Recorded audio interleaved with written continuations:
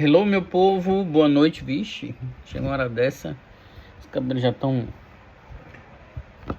Enfim, boa noite. Como eu tinha prometido para vocês, né? Eu vou dar alguns direcionamentos aqui a respeito da prova de técnica dietética. Quem participou das aulas deve lembrar que eu cheguei a comentar com vocês que quase que obrigatoriamente vai ter uma questão aberta sobre rigor mortis ou rigor mortis das carnes, né?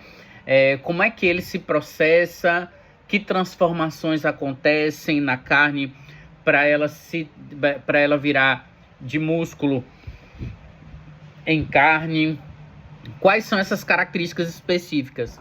E aí, todo esse conhecimento que a gente vem falando, se vocês lembrarem, eu sou muito contador de história, porque para mim o exemplo prático ajuda a entender o que a gente está falando. Então, por exemplo, eu pensar que Itânia comprou uma carne, 1 quilo de alcatra. Quando ela chegou em casa, aquela carne estava tão dura que ela pensou que fosse músculo, né? Que fenômeno é esse? Quais fatores Itânia pode fazer para amolecer essa carne?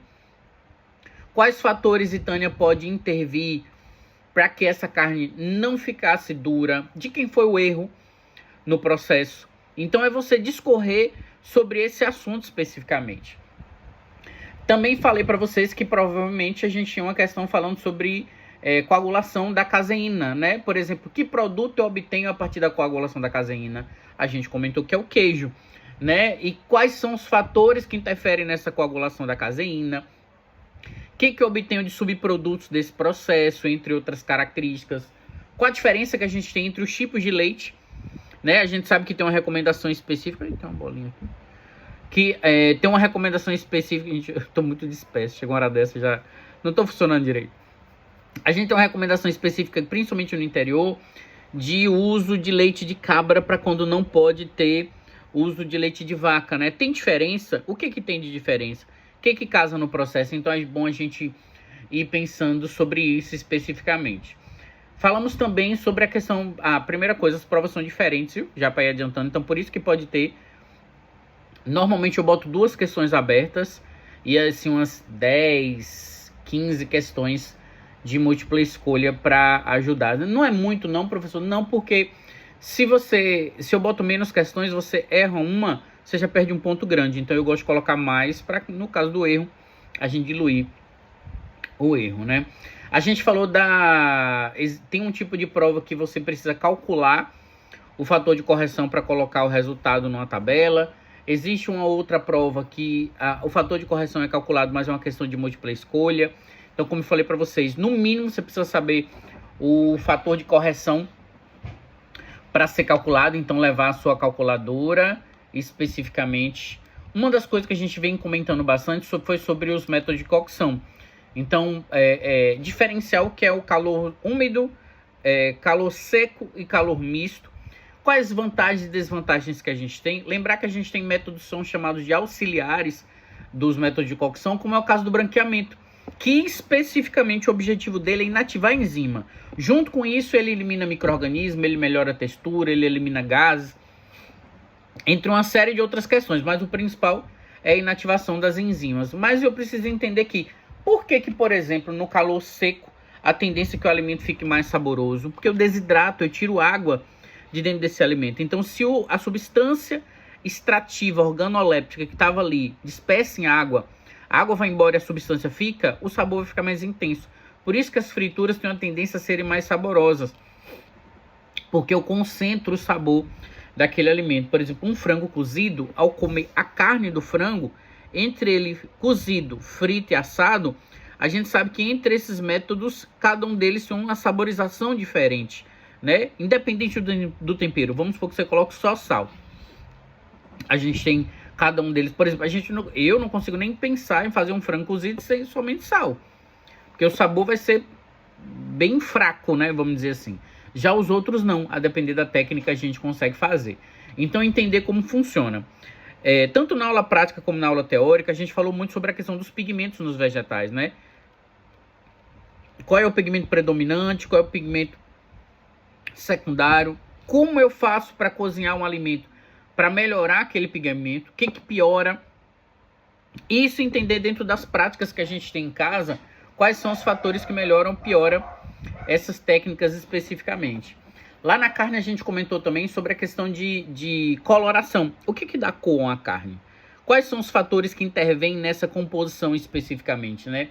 Por exemplo, eu dei um exemplo da carne lá do mercado que é vendida na bandeja com plástico filme em cima, que ela fica escurecida. E ela fica escurecida por quê? Porque a hemoglobina, que é o pigmento que dá a cor à carne especificamente, né? Ela muda a conformação dela e deixa de ser hemoglobina e passa a ser metamioglobina. Quando ela tá muito vermelha, quando ela tá fresca, é oximioglobina. Então, tem transformações que acontecem a partir desse processamento que a gente tem, né? Falei para vocês que quando a gente fala de vegetais, tem algo que é importante a gente falar, que são os fatores antinutricionais, que às vezes determinadas combinações interferem negativamente no consumo de determinados alimentos. Então isso vai piorando entre os fatores especificamente. Então o fato de você consumir, por exemplo, um alimento rico em fitato, que é o caso do espinafre, ele vai interferir na absorção do cálcio, por exemplo, ou do ferro, porque o espinafre é rico em fitato e oxalato, e que interferem nessa característica. Mas a gente tem uma série de alimentos que também tem essa característica especificamente. A gente até citou em algumas aulas também a questão da importância de colocar uma leguminosa de remolho, né? O porquê dessa técnica especificamente, o que ela proporciona especificamente para o alimento, para quem está consumindo esse alimento em si. Nós citamos também por que alguns alimentos ficam escurecidos depois de são descascados, como é o caso da banana, da maçã, e que quem é que faz isso? É a enzima chamada polifenol-oxidase, e que é aí que vem a importância do branqueamento. No branqueamento a gente inativa a polifenol-oxidase e isso faz com que o vegetal dure mais tempo também. Então é um fator bastante positivo para essa questão, né? Nós falamos bastante sobre a questão da ficha técnica. Qual é a importância dessa ficha técnica especificamente, né? O que ela considera positivamente para a gente que está utilizando ela, entre outras questões especificamente que a gente tem. O que mais? Nos vegetais ele tem uma característica bem interessante, que a grande maioria dos vegetais, eles não são proteínas de alto valor biológico, ou seja, não tem todos os aminoácidos essenciais. Alguns têm, outros não, vai depender da característica dele. Então, por exemplo, hoje a gente já tem variedades de milho que são proteínas de alto valor biológico. Tem todos os aminoácidos essenciais. De origem vegetal, o único que chega perto dessa comparação de proteína de alto valor biológico é a soja, que ela tem praticamente todos os aminoácidos essenciais em quantidade quase que suficiente eficientemente para o ser humano utilizar. Então a gente tem essas características. Lembrar que cada cor de um vegetal é correspondente a um pigmento diferente, que isso interfere no processamento em outras características desses vegetais, né?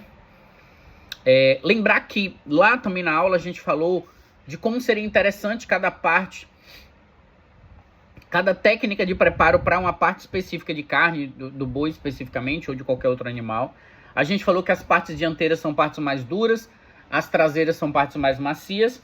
E aí é interessante que, por exemplo, você não vai precisar decorar um boi inteiro, mas pelo menos 2 cortes de cada parte é interessante você saber, para que caso você precise justificar uma técnica de cocção ou justificar uma forma de preparo, isso ajude você nessa interpretação. Então, a gente tem essas características que ajudam no processo especificamente.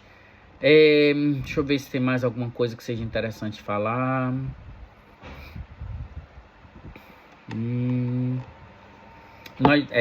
A gente comentou aqui também, já falando das técnicas de amaciamento, né, que a gente tem e tal.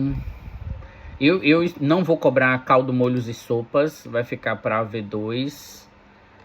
E o restante... caldo, molhos e sopas e peixe e ovos são os 2 assuntos que eu não vou cobrar. O restante Tudo que a gente falou até agora é isso.